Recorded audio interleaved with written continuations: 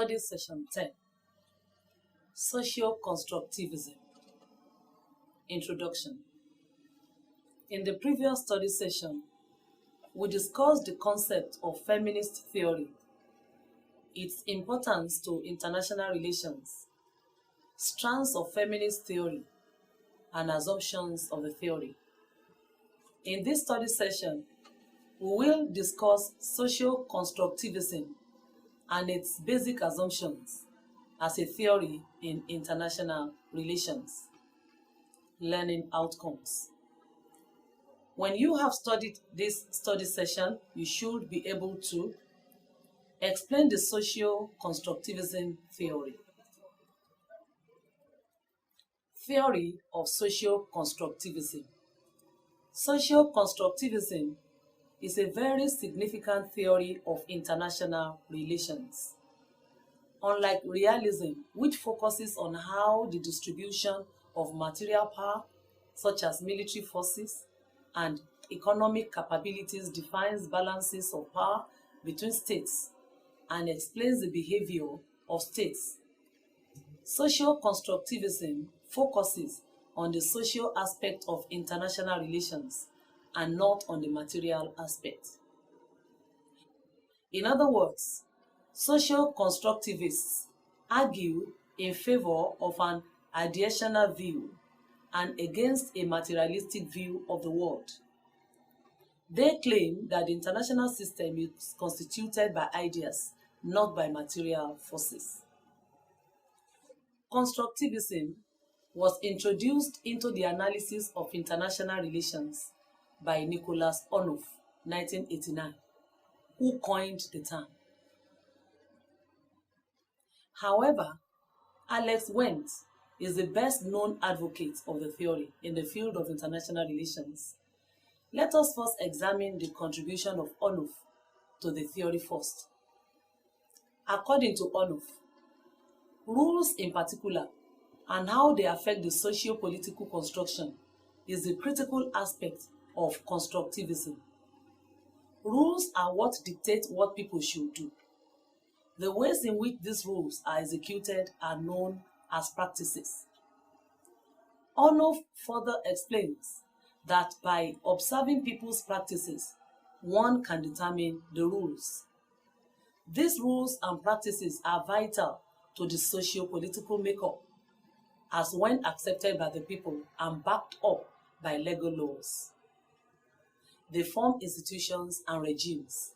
These institutions and regimes define appropriate behavior and help to redirect those who wander from the accepted norms and behavioral practices by sanction.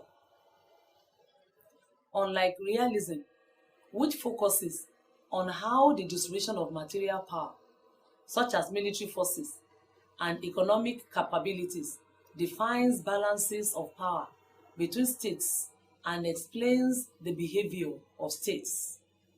Social constructivism focuses on the social aspect of international relations and not on the material aspects.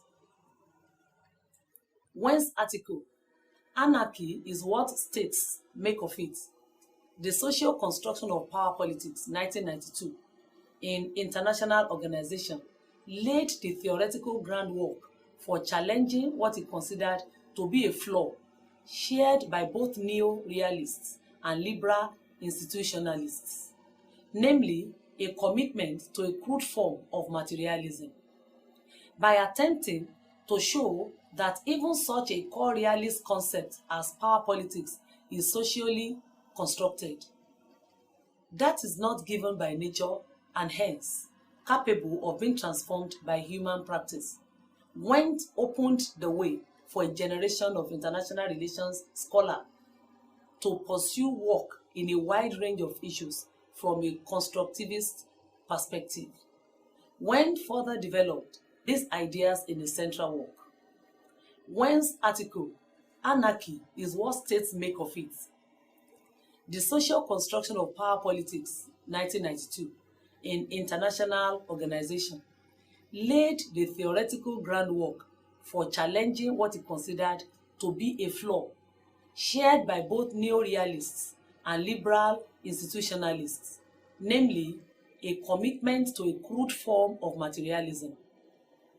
By attempting to show that even such a core-realist concept as power politics is socially constructed, that is not given by nature and hence capable of being transformed by human practice, Wendt opened the way for a generation of international relations scholars to pursue work in a wide range of issues from a constructivist perspective.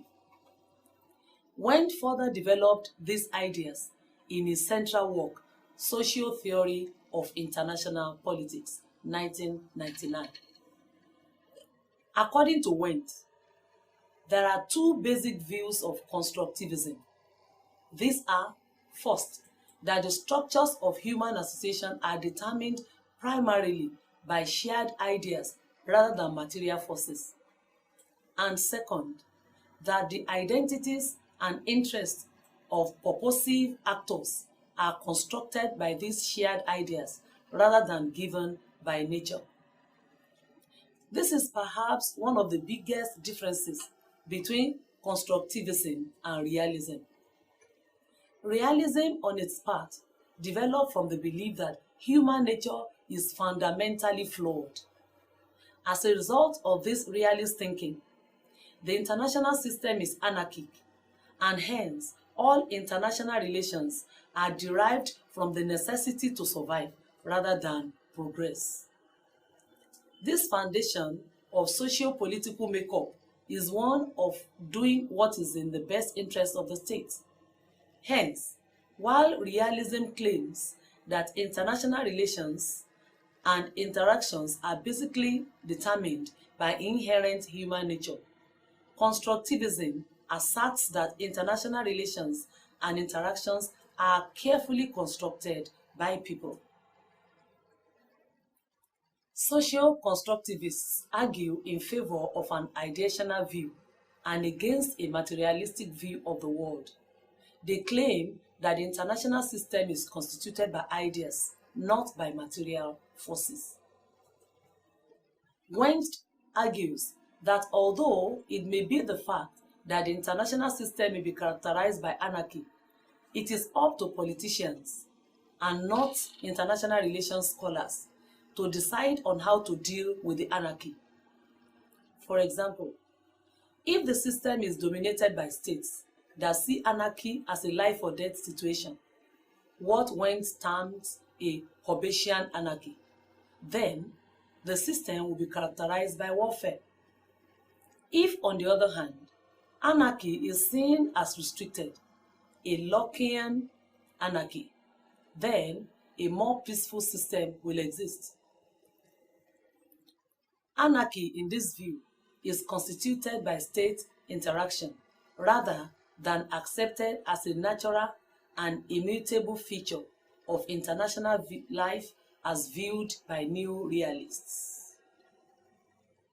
Anarchy, in this view, is constituted by state interaction rather than accepted as a natural and immutable feature of international life as viewed by new realists.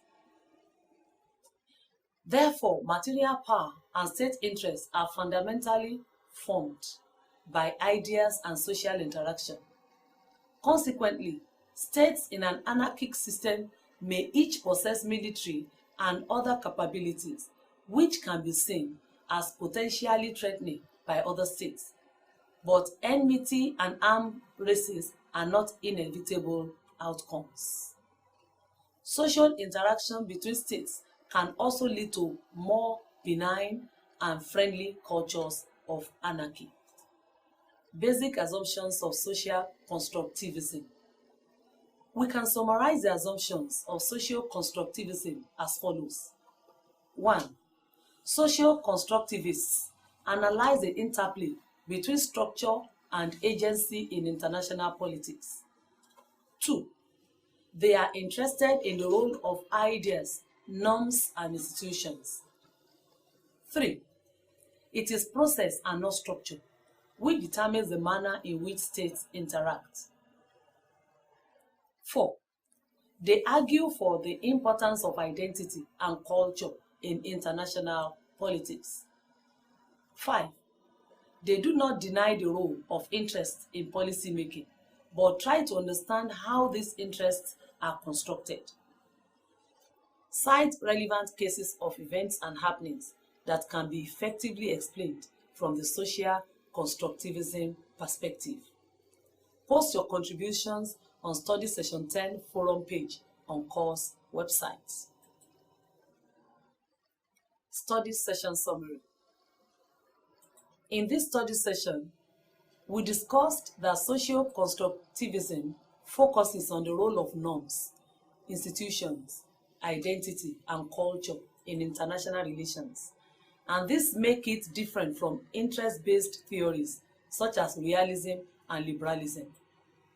Also, the social constructivists argue that norms and institutions are crucial in the process of socialization, and that just like individual human beings, states become socialized into particular forms of international society. According to Wendt, there are two basic views of constructivism. A, that the structures of human association are determined primarily by shared ideas rather than material forces. And B, that the identities and interests of purposive actors are constructed by these shared ideas rather than given by nature.